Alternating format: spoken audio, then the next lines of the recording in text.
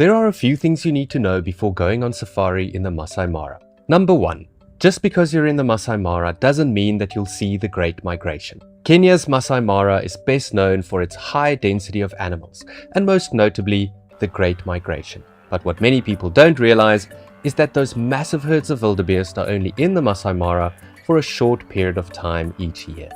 The actual Great Migration is a year-long journey that sees over 1 million wildebeest and hundreds of thousands of other grass eaters travel through a massive ecosystem that includes not only the Masai Mara in Kenya, but also the Serengeti National Park and the Ngorongoro Conservation Area in Tanzania.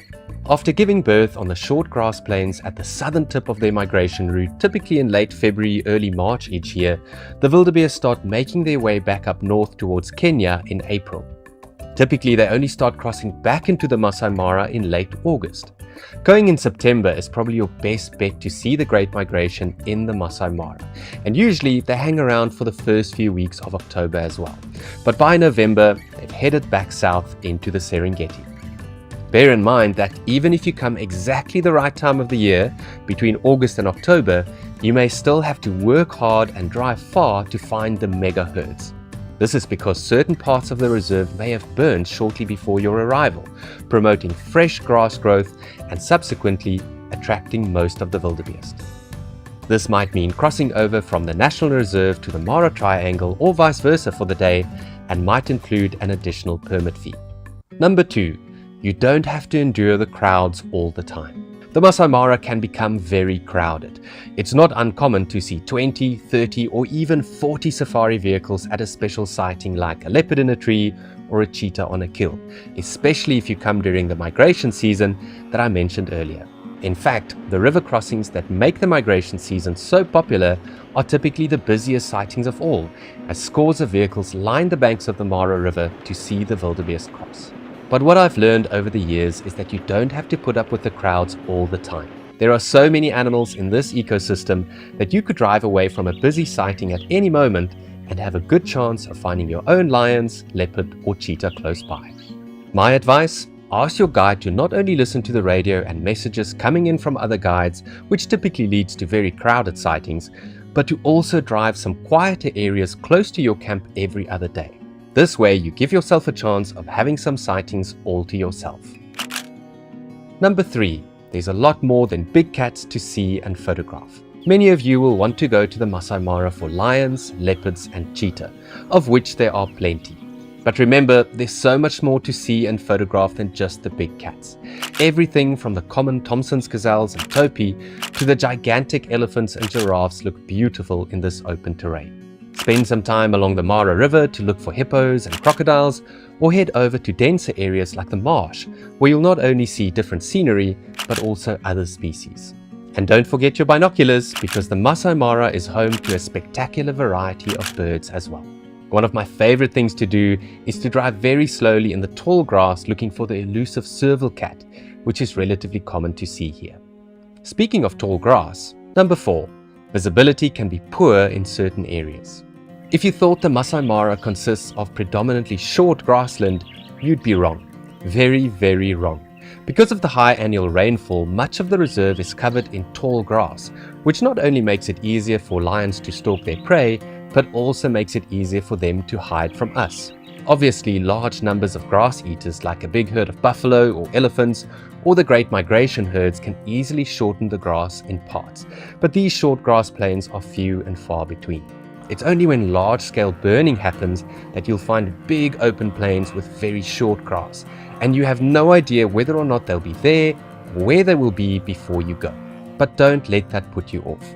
Although the tall grass makes game viewing tough in places, it also forces the animals to certain specific spots where they are more visible, like walking along or lying down in the road, jumping onto termite mounds, or even climbing into trees where they are very easy to watch and photograph.